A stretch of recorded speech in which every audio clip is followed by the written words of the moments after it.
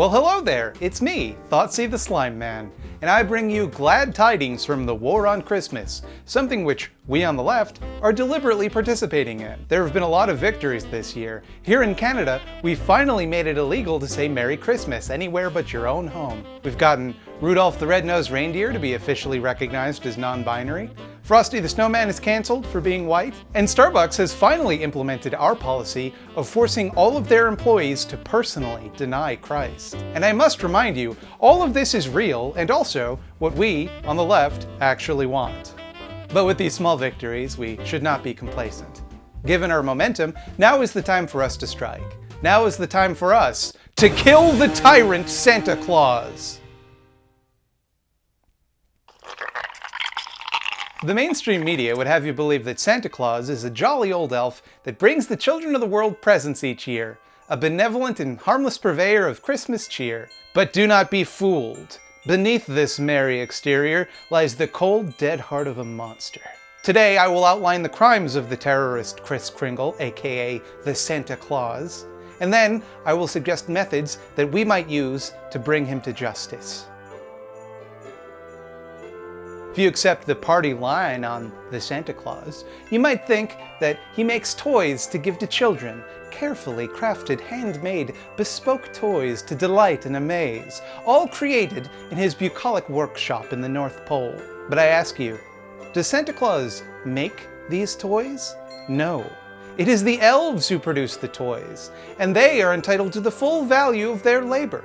Do you think Santa Claus is saving a portion of the milk and cookies from each child to pay back these elves? Do you think the elves have any say over their working conditions or the things which they produce? From what little we know of elf society, elves are forbidden from seeking employment unrelated to toy making. Hermie the elf famously was not allowed to become a dentist. Do the elves have dental care? Medical care? Do they have any kind of quality of life whatsoever? We don't know, because cameras are not allowed within Santa's workshop. An entire species of sapient beings that evolved parallel to humanity, enslaved to the whims of one madman. And what does he have them do? Make toys. Millions of toys. I have in my hand a Nintendo Switch delivered to me by Santa Claus himself. It makes one wonder, what kind of deal does Santa have with Nintendo? Isn't it a little suspicious that his workshop in the North Pole is able to produce identical facsimiles of so many consumer goods? Shouldn't Nintendo sue him? Shouldn't all these companies be suing him? Look a little closer and it all becomes clear. You see, my Switch and many other products supposedly made in the North Pole were actually made in China. There's only one rational explanation for this. Santa Claus has made some sort of devil's bargain with the Chinese state to provide them with cheap workers, and in return, they look the other way on his shady labor practices. Follow the money. In one night, Santa visits the homes of all of the nice children in the world. But who exactly pays the price for this incredible undertaking? Who hauls his enormous sack of presents containing an incalculable weight? Flying reindeer. At first blush, it might seem perfectly normal. A group of 8 or 9 deer can pull a sleigh, but these are no ordinary run-of-the-mill flying reindeer. They can talk, they can reason, they can play reindeer games. Santa Claus, thanks for that, thanks for text. Got a little Facebook message there. Breaking character, cool. Santa Claus uses some sort of dark arcana to awaken the... Why must you do this to me? Santa Claus uses some sort of dark arcana to awaken the minds of flying reindeer, and then chains these intelligent beings to his magic sled and forces them to do his bidding.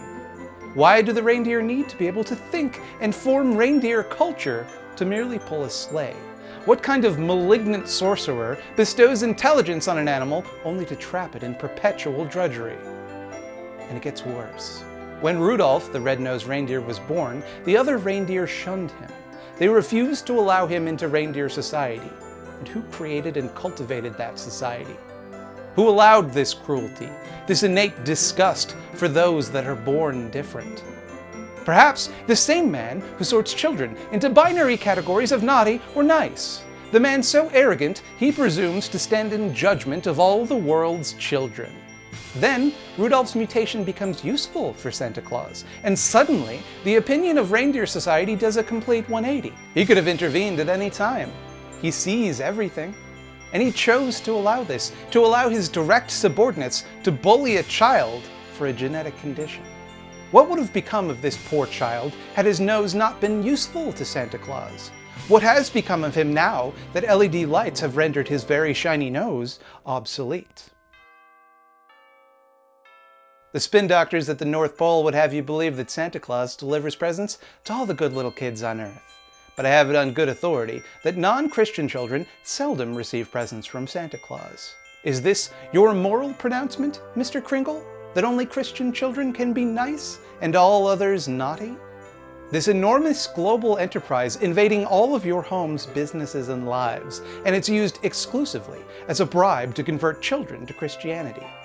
They're kids. They don't know any better. That's not a genuine religious conviction. They'll do anything for toys. Like this Thought Slime paper craft toy available at patreon.com/thoughtslime. Perhaps equally troubling, the amount of gifts given by Santa Claus correlates 1-to-1 with the wealth of a children's parents. Are we to assume, therefore, that goodness can be measured in dollars, Mr. Kringle? That poor children are morally inferior to rich ones? Obviously, Santa Claus is using his gift-giving to curry favors from the rich and powerful by giving their children extra gifts. He's creating an enormous network of off-the-books deals. To what purpose? We simply don't know. Who knows what kind of quid pro quo arrangements he's working on behind the scenes? All we know is whose interests he serves. Santa Claus has a surveillance network that puts all United States intelligence agencies to shame. He sees you at all times, both when you're awake and, troublingly, when you're asleep. He knows when you are bad and good and urges you to be good for goodness sake. That reads to me as a threat. He's always watching.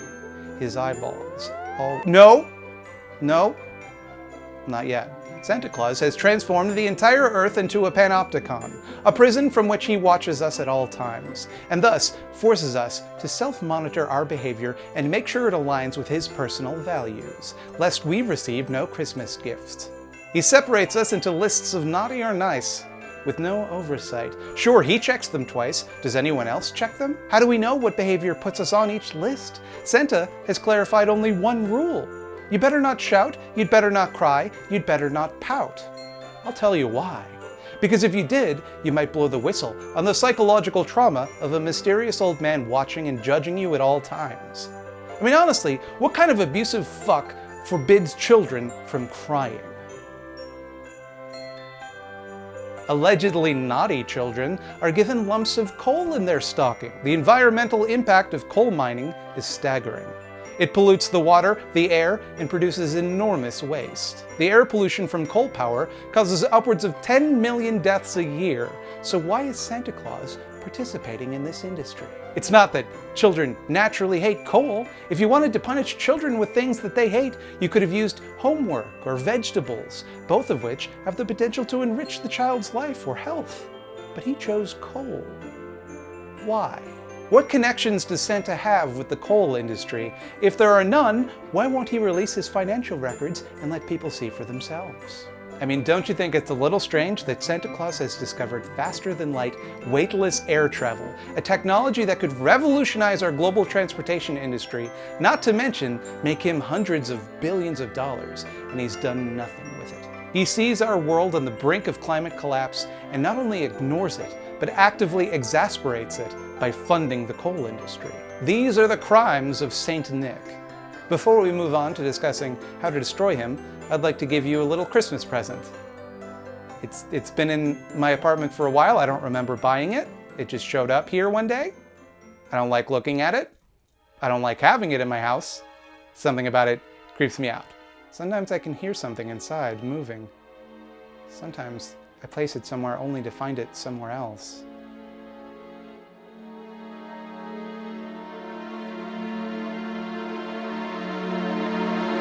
Ho ho ho, and welcome to the Eyeball Zone. I have watched you eat, drink, and be merry from across the screaming void. Oh, how you laughed each time I visited you. You felt safe, secure, and all the while events have been set in motion that you could not possibly understand. And soon, very soon, my plan will be complete. You see, something is coming. But in the little time that you've got left, why not check out Goods for the People? Looking for some last-minute gifts? Goods for the People is a worker-managed cooperative that's just getting started.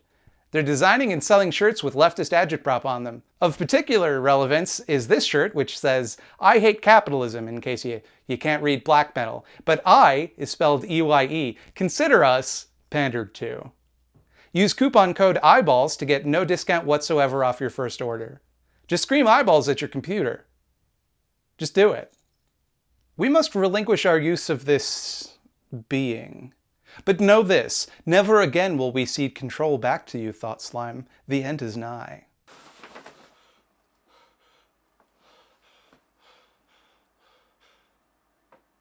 Whoa! It's a double feature Ghoulies 1 and 2 on Blu-ray disc. Thanks, Santa, it's just what I wanted. Wait a minute, fuck you, old man. I'm not gonna fall for your bribery, okay? I'm keeping it. I'm not giving it back, but I'm not won over. As far as I can tell, Santa Claus has one weakness: a compulsive need to devour milk and cookies. The solution could not be more obvious. Poison the milk and cookies, and Santa will fall. And this is crucial. Do not pick up any sort of contracts that his body leaves behind. If so, you may find yourself cursed to become the new Santa Claus.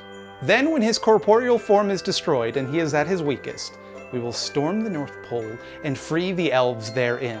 With the elves by our side, we will have access to one of the world's most capable workshops. If they can make iPhones and PlayStations, they can make rifles and batons and grenades. Then the war on Christmas can truly begin.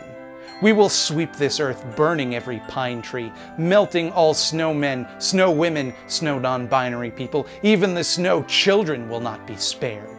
We will commandeer his sleigh, and therefore the means to visit our wrath on all celebrants. Our reindeer will deliver not presents, but justice. Red-nosed and black-nosed alike, crowned heads, wealth and privilege will tremble when the black and red noses unite.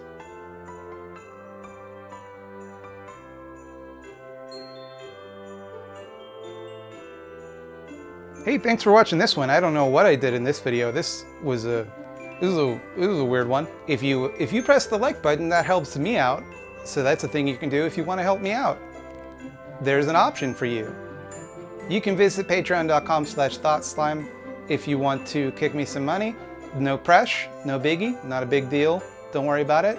You can catch me on twitch.tv/thoughtslime every Thursday at 8 p.m. Eastern Standard Time, except for yesterday, because I was flying home to Newfoundland to see my family for Crimmins.